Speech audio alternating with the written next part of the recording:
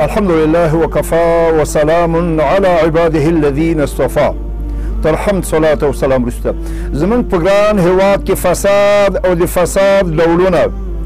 دلته فساد بیلابیل انواع لري. لومړی سیاسي فساد، په انتخاباتو کې درغلي، دوکه، د خلکو رایې په زور او پیسو اخیستل، د نااهله افرادو تقرر، د خپلوۍ ډلې او ګوند په اساس منصبونه ویشل، په پیسو د منصبونو خرڅول او له منصب نه سوء استفاده، ټیکې نیول او خرڅولې. خو د دې په خلاف دین، ژبه، ښوونه او روزنه، سیاسي نظم، اداري پوهه، اخلاقي ضوابط، د علومو فنونو پیاوړتیا، مادي پرمختګ مو د ترقي او پرمختګ وسایل دي. مګر د زوال وسایل مو اخلاقي زوال، ظلم، بېانصافي، ناپوهي، جهل، فقر، ګډوډي، اختلاف، ډلهبازي، تعصب، بېپروایي، د جرایمو زیاتوالی، ګناهونه، د نظم و قانون پریشانتیا، سیاسي عدم استحکام، د لایقو او معقولو رهبرانو او مشرانو نشتون. دویم اداري فساد، د مامورینو غیر حاضري، مراجعینو ته ترخې سپکې سپورې خبرې کول، ټول مټول په یو دستخط هم پیسې اخیستل، د خلکو کارونه ځنډول، نااهله او بېکفایته خلک چې په کار نه پوهېږي په کار ګمارل. دا هم لوی فساد دی چې یو تن دولتي مامور دی یوه بورې اوړه اخلي او یو وزیر دی په ډالر معاش اخلي. دا ډېر ستر فساد دی. دریم اقتصادي فساد، لکه سود. په تعصب سره باید ووایم چې زموږ په خلکو کې سود یو عادي کار ګرځېدلی دی او مسلمانان په دغه ناکاره رنځ اخته دي، په داسې حال کې چې الله تعالی له سود خوړونکو سره د اسلامي حکومت د مصالحې مبارزې امر کړی دی. دریم رشوت خوړل. رسول الله فرمایي لعنت الله علی الراشي والمرتشي، د الله تعالی لعنت دی په رشوت اخیستونکي او په رشوت خوړونکي. او په همدې توګه پنځم د بیت المال لوټ کول، د ګمرک ماموریت حاصلول، د بیت المال د پیسو څخه بده استفاده. شپږم په تله او پیمانه کې خیانت. قرآن فرمایي ویل للمطففین.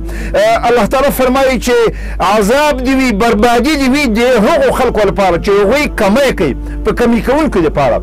بیلګې په ګز کې کمی، د رخ کشول، ناوله اکسپایر دواګانې خرڅول، په چای او مساله کې وینه او د اریب بور ګډول، په غوښه کې د مردارې غوښې ایښودل، په جنس کې اعلی د کمزوري په ځای خرڅول، ناکاره خوراکي توکي هېواد ته واردول او داسې نور. ټولنیز فساد، لکه قوم پرستي، ژب پرستي، وطن پرستي، ډلهبازي، تعصب، مذهبي تعصب او په همدې توګه ګوندي تعصب، تنظیمي تعصب. او اتم اخلاقي فساد، د نشه توکو استعمال، د بد اخلاقو همجنس بازانو اعمال. په تیر دور کې اویا ټلویزیوني دستګاوې، په سلګونه راډیوګانې، په سوونو مجلو او اخبارونو بد اخلاقي خپروله. سوالګر په هوټلونو کې ودونه، د تجارانو او سوداګرو دوبۍ ته چکوي، په سمندر کې تفریح او هلته ډمان ګډول او په همدې توګه رنځ، جهل، فقر د دې قوم تباهي او بربادي ده چې هلته چوپه چوپتیایي او ټول ملت د مفسدینو په خلاف لاس ته زنې ناست وي. قرآن فرمایي لولا ینهاهم الربانیون والاحبار، ولې علماو رباني خلکو، الله والا خلکو د دې د مقابلې په وړاندې نه راپورته کېدل. دلته په ملت کې احساس پکاري.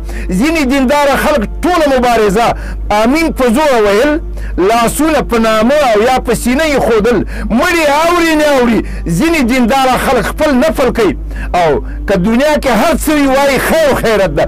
ځینې نور بیا خپل سبقونه لولي، په تدریس بوخت وي او وایي موږ په سیاست کې ونډه نه اخلو. حقیقت دا ده چې هېواد او ملت مو د اعتبار څښتن وي، موږ به عزتمند وو او د شورویانو ته ماتې وروسته په پکول او افغاني لباس به خارجانو ویاړ کو، ځکه دا د مجاهد لباس و. مګر د کابل ته جګړو وروسته دغه لباس په شرمو او شرمید.